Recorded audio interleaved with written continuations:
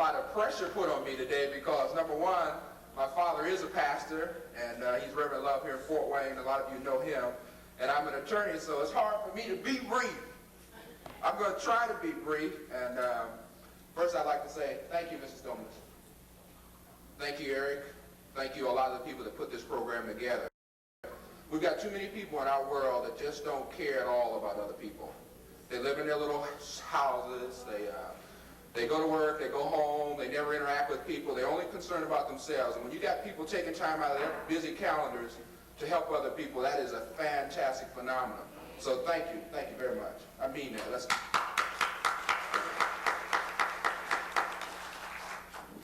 In order to be brief, I think I'm going to cut an awful lot out of what I would have said.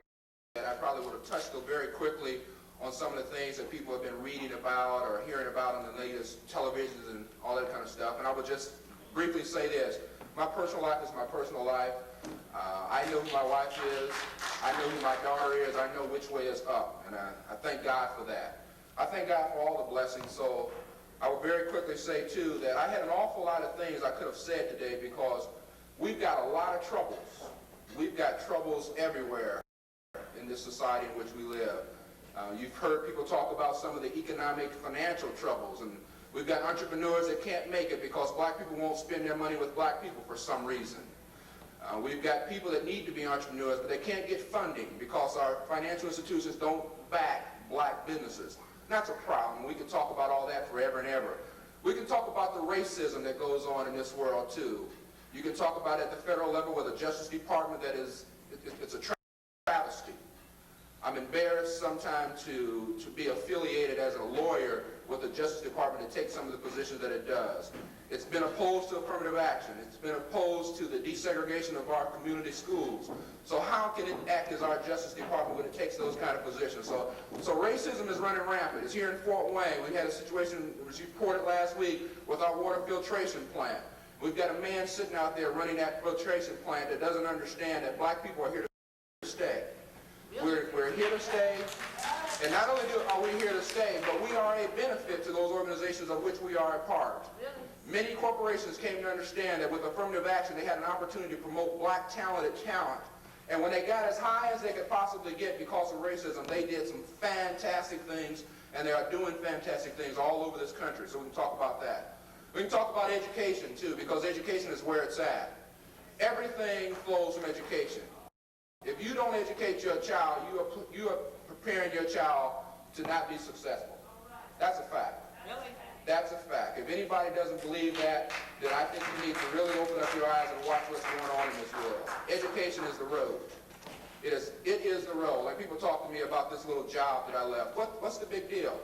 I've been in school for at least 24 of my 34 years, and I'm prepared to do whatever I want to do in this world. Education is a mechanism to allow you to do whatever you want to do. It is the only way. It is the road. But what I want to talk about is something that troubles me all the time. As a member of law enforcement, I had a chance to stand over dead bodies. As a member of law enforcement, I had an opportunity to prosecute people. I had a chance to watch how the system can combat this problem. And I will say to you that the system doesn't have the tools. The system doesn't have the dollars to fight this pestilence in our community of dope. We have got to take on this problem ourselves. And I think, and I don't want to use a lot of rhetoric today because rhetoric has very little value. I will say to you that I want to talk about it a little bit, and then I will say that I think we all need to personalize this problem. It is not law enforcement's problem. It is not the FBI, the federal justice, the state courts. It's our problem. We've got to personalize it individually.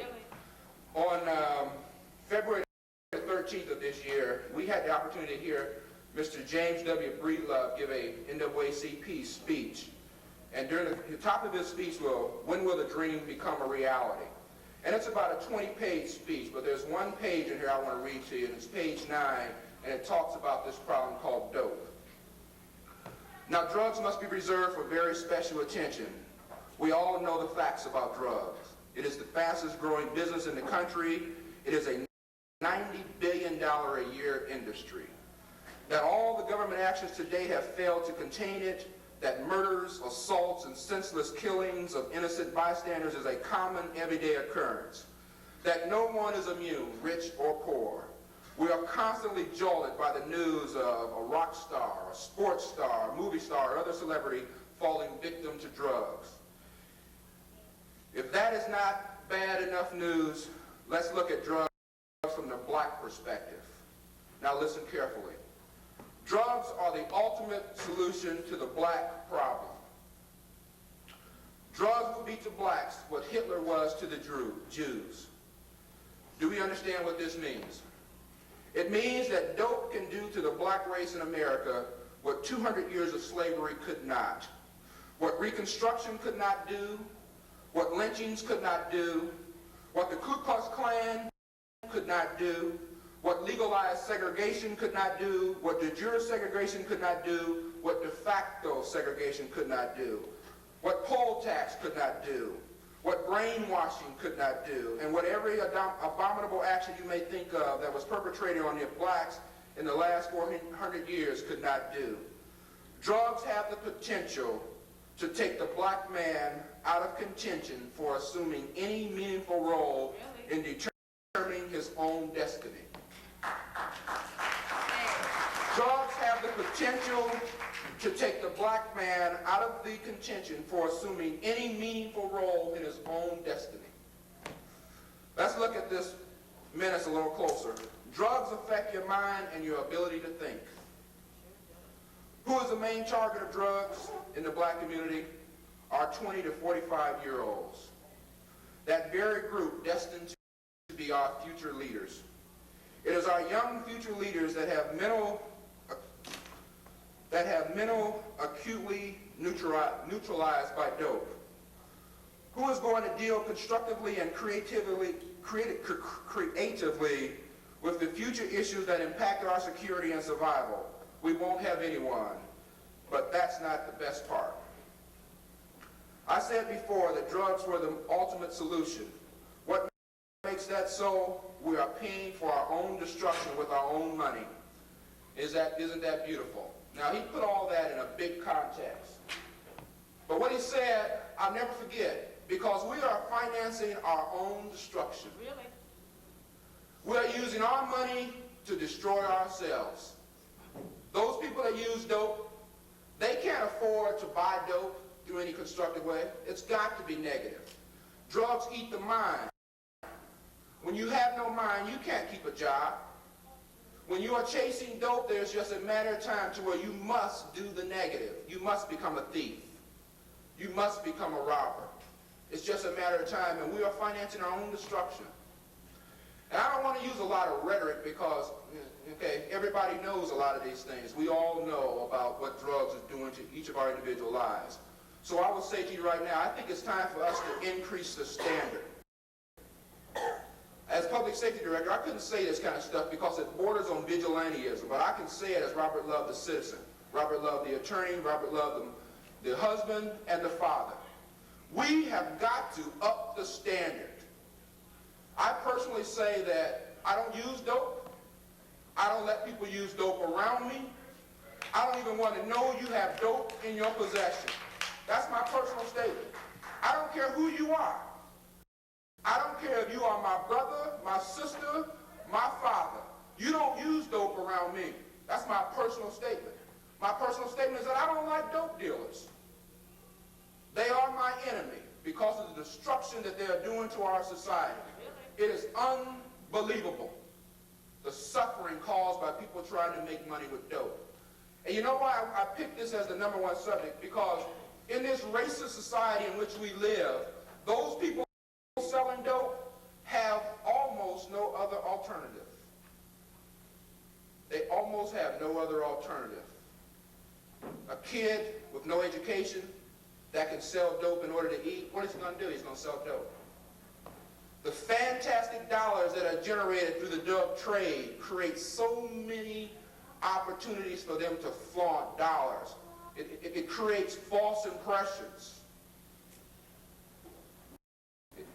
It's a menace that we have just got to begin to take it on personally. And I say to you, take it on personally by being opposed to those people that think it's okay to get a little coke on Friday nights and get high. It's not okay. Every time you come in the possession of cocaine, you are committing a crime. It's not okay. We have to stop that demand, because as long as there's a demand, there will be a supply. We've got to do that personally. Nobody's going to do it for us. We've got to begin to say that I don't have a market for a stolen TV. I'm not a participant in buying hot microwaves. I'm not a participant in doing any of those things that make it possible for a dope person to acquire dope. We've got to do that. If we don't do it, it's not going to get done.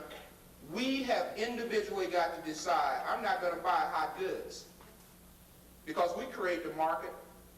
We create the market for every one of those hot items. We've got to begin to say to ourselves that the destruction of dope is so high that those people that I love, those people that I borrow and give money to, how many of you got relatives that you've just about given them all the money you're ever going to give them? They've stolen from you. They've lied to you. You can't finance that dope need anymore. I got a brother that's in prison right now. I love my brother. I have not gone to visit him because dope put him where he is. I am not going to ever get anybody out of jail for dope. And that's a hell of a statement coming from an attorney. And I mean that. I am not going to represent dope dealers. I'm just not going to do it. They destroy too much. So each one of you that's got a friend that you loan money to so he can buy dope, you got a relative that everybody knows he's using all of his money for dope, you got to do something about that. Don't just hide it. Don't just turn your back. You've got to do something about that. Amen. Don't let the law enforcement people be responsible for you and your problems. Each one of you have to make a personal statement. I'm going to do something about that. I'm going to bar them from my house. I will announce to their face, I don't like the fact that you use dope. I can no longer associate with you for that reason. Those are personal statements. I want a higher standard. I think it's time for us to begin to take on those kinds of statements. I think we can go on and on. And you told me to be brief. I'm going to be brief and stop right there, because every one of you understand what I'm saying. Every one of you know deep down in your heart what I'm talking about. And that's where it's got to go. If we don't do it, I mean, each one of us individually is not going to ever get done. It's going to get worse. The future is not assured. It is definitely not assured with the menace of dope in our community. Thank you.